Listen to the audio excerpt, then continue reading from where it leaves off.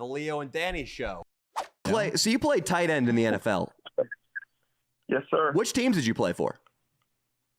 I think all of them, actually. No, Dude, he played for so many. I played 4 years for the Eagles. I played 3 years for the Jags. I played half a year for the Patriots, half a year for the Lions, and a year with the Saints. Damn. And you played 9 years, which is incredible. The average career for a tight end, your position, you're out blocking people, you're receiving passes in the middle of the field, getting smoked by a couple defensive backs. How long do those guys usually last? 3 years? Yeah, it's like 3 to 4 years is the average career. And, I lasted longer than most. Obviously, I wanted my career to go a little bit longer into the double digits, but a couple of injuries kind of slowed me down there at the end. But, one of the funnest times of my life, something I strive for, and, I don't regret playing ball at all. As you shouldn't, man. One thing I'm curious about, Clay, and one of the reasons I love football so much is the mental component. For example, this year I was fascinated by the psychology of a guy like Baker Mayfield, who, if the team isn't playing well, the roster is too good to keep him around. This year was do or die for him, and he ended up playing well. They got to the playoffs. Mitch Trubisky, a guy who was a #1 draft pick, I believe, and who has been sucking so bad they brought in Nick Foles to put pressure on him. A guy like Carson Wentz, who completely melts down. Or, on a more positive side of things, a guy like Aaron Rodgers, where they bring in Jordan Love, and they're not drafting him any receivers as weapons. And statistics show his career has been on the downhill. But then, I guess he started reading, he started meditating.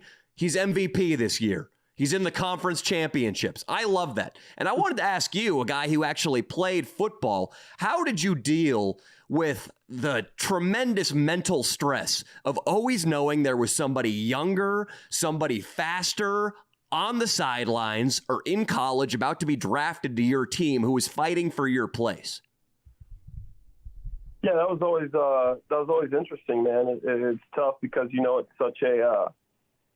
it's such a tough industry. It's so competitive, and that's interesting about Rodgers. I didn't know that he was. He said he started reading and meditating more. Yeah, man, because it seemed like they were just trying to get rid of him. Like the regime in Green Bay thought he's declining every year slightly, still good, just not elite anymore. Instead of getting him a tight end or a new running back or another receiver to complement Devontae Adams, we're just drafting another quarterback. So that a lot of people saw that as a sign of ultimate treachery by the Green Bay Packers. And I guess he had to find a mental peace that allowed him to still go out and perform at the highest level. And not only has he continued to perform at a high level, he's had the best year he's maybe ever had, I guess. 49 touchdowns, 6 interceptions, I think. I know he's got 4,900 yards. Jesus. 121. I mean, these are video game numbers. It's unreal, almost unfathomable what he's doing. Very impressive. Yeah. And you can't really, like the tight end room it's interesting because you're there with like say 7, 8 guys, and they're going to keep 3. These guys are your friends. You cheer for them. You do want to see them do good. You just got to know you got to do better. And for me, it was hey, if I always told myself if everybody plays their best, I'm better than these guys. Mm-hmm. So I'm like, I hope you play your best. I hope you do well, but I'm going to work harder, and I'm just going to play better and beat you out. And in my mind is always, if I'm healthy, I'm not going to lose a battle to make a roster. And I never did. Mm-hmm. I got hurt and didn't get into a camp my last year. Mm-hmm. But that was always I hope they played well. I hoped everybody did well, and you just got to have the confidence that, hey, I'm better than these guys. And that's me personally, what I always thought. I put in extra time in the film room, extra time in the weight room, trying to get a little bit faster, stronger, a little more durable, and it paid off for me. And was that easy for you, Clay, or was that a daily battle to maintain that confidence? Did you have to look yourself in the mirror in the morning and give yourself a pep talk, or did you just naturally have that confidence? I always had that confidence. I just thought that I was one of the better players. The thing that was hard for me was, like sometimes in the off season, I probably should have been.